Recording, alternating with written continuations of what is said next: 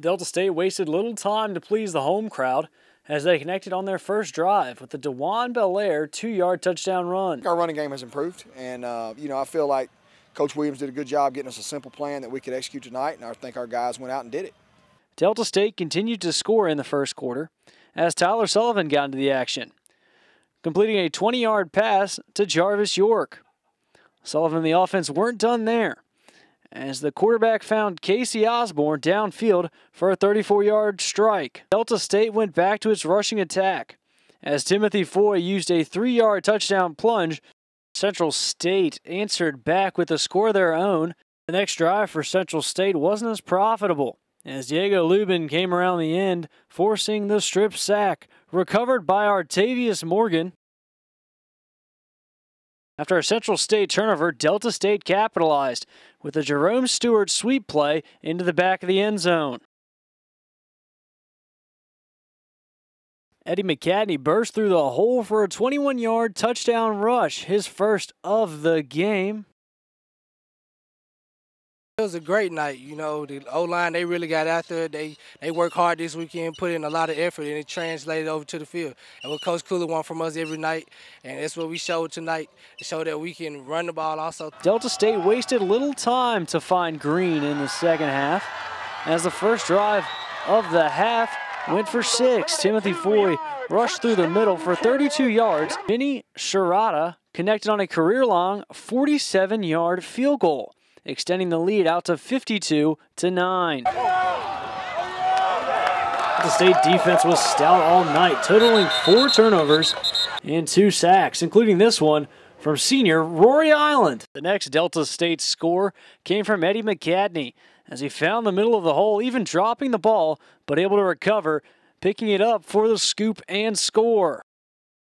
Central State seemed to be in business with a good kickoff return after the touchdown, but Latrell Peterson felt otherwise, forcing a fumble that was recovered by Ladarian Robinson.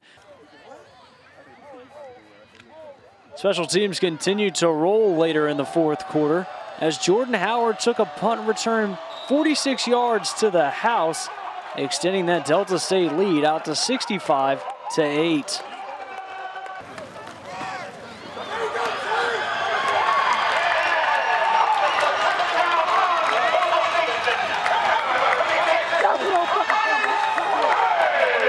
It was good to get Trace in there, and I just kept telling him, man, you got to finish this drive, you got to score. And he nodded his head, and about the next play, he hit it and made a good run and good blocking. And when he saw the end zone, he knew what to do with it. I mean, that's just a childhood goal of mine. I mean, you come to games your whole life, you come out and you watch these guys play, and I never dreamed I'd be playing on the same field that those guys were on. And we got this new turf in, and I actually got to score on it tonight on our first game out here, so that was a big-time experience. I mean, I can't thank the fans enough for coming out. I mean, there's so much excitement, and we were excited because we thought it could be a big crowd, and it was. And I just want to thank all our fans and everybody that came to the game. Even if you weren't a Delta State fan, I appreciate you coming. And maybe you left now that you're here, and maybe you're a Delta State fan now. Delta State concluded a wonderful Pig Pickin weekend here at home with a 72-8 thrashing of Central State. Now, the story of the day's game was the offensive outburst.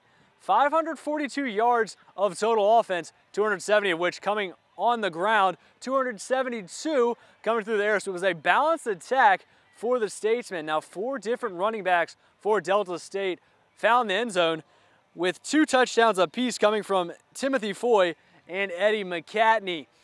Now Delta State will turn its attention on a road trip to Florida Tech next Thursday. That game will be on TV, GSC TV, which will be broadcast on ESPN3.